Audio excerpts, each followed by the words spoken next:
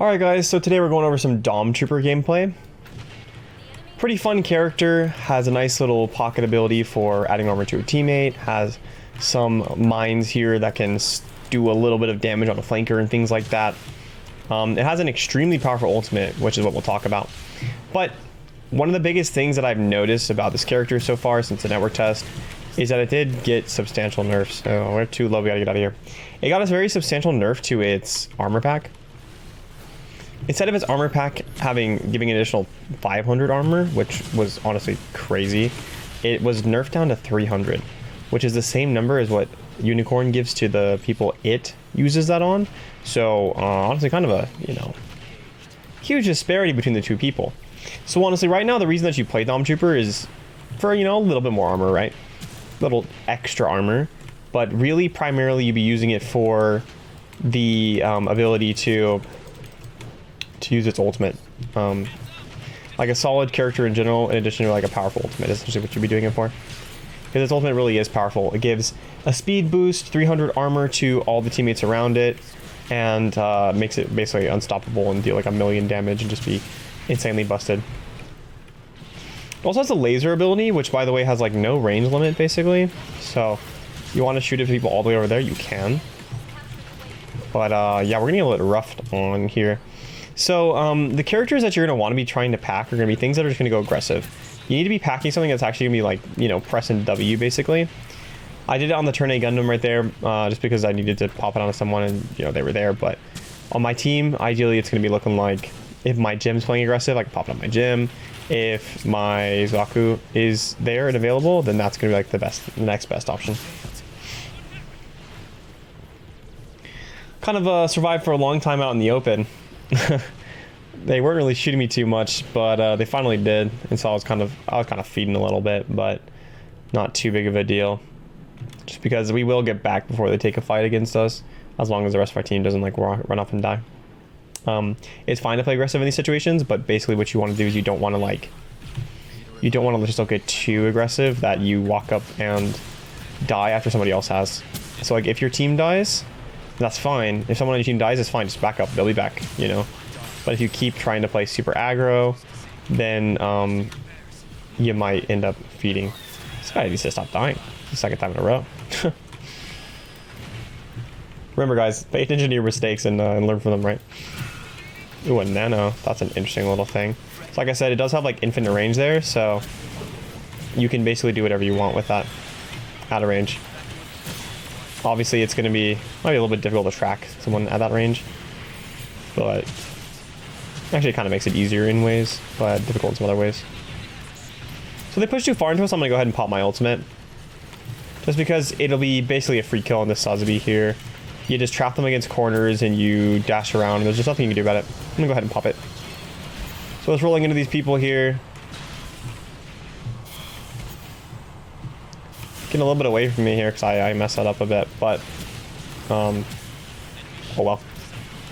Feels like the first time I played Dom Trooper and like actually I haven't even played it since the network test, so, and even then I played like one round. So the damage also did get a little bit of a nerf. And also, by the way, I should have waited till they like ingressed a little bit further, till they were like in a place I could properly trap them better.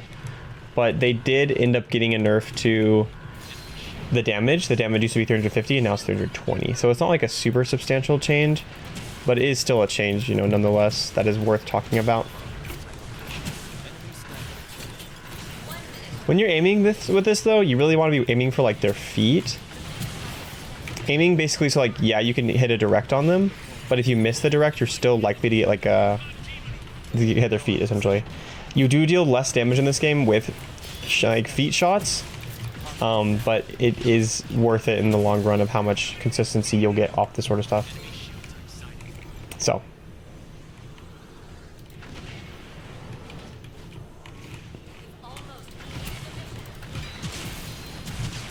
Golden shield in that gem looks nice. It's a little bit hard for me to get a consistent target to pack. And there I meant to pack the other guy, but I need to have my setting for my like sensitivity on the pack to be a little bit tighter because like I said, I did mean to hit the other guy. and not being able to hit the right person is a little bit of a, like, not a little bit, it could be a very serious issue, to be honest, when you're playing in sort of a situation.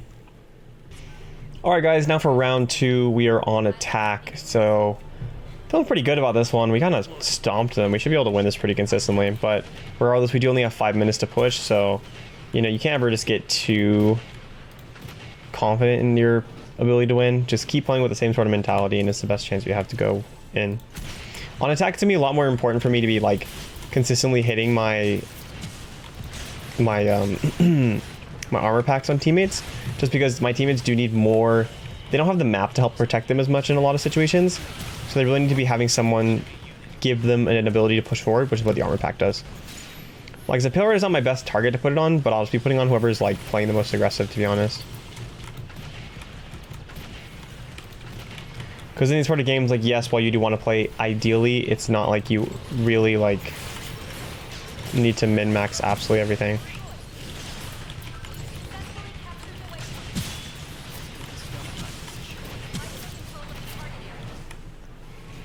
But honestly, it's looking pretty easy this round. Let's see if I can grab this health pack. No, I don't think I'll need it.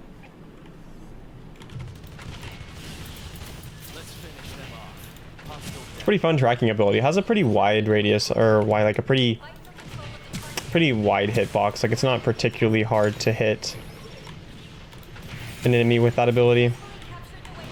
Like, tracking can be difficult. Like, as you can see, I wasn't even really aiming at the Dom Trooper for extended periods of time, and unless the damage is, like, I don't know, funky with the way that it sounds, which I don't really think it is, I'm still going to be hitting, like, a lot of it pretty consistently.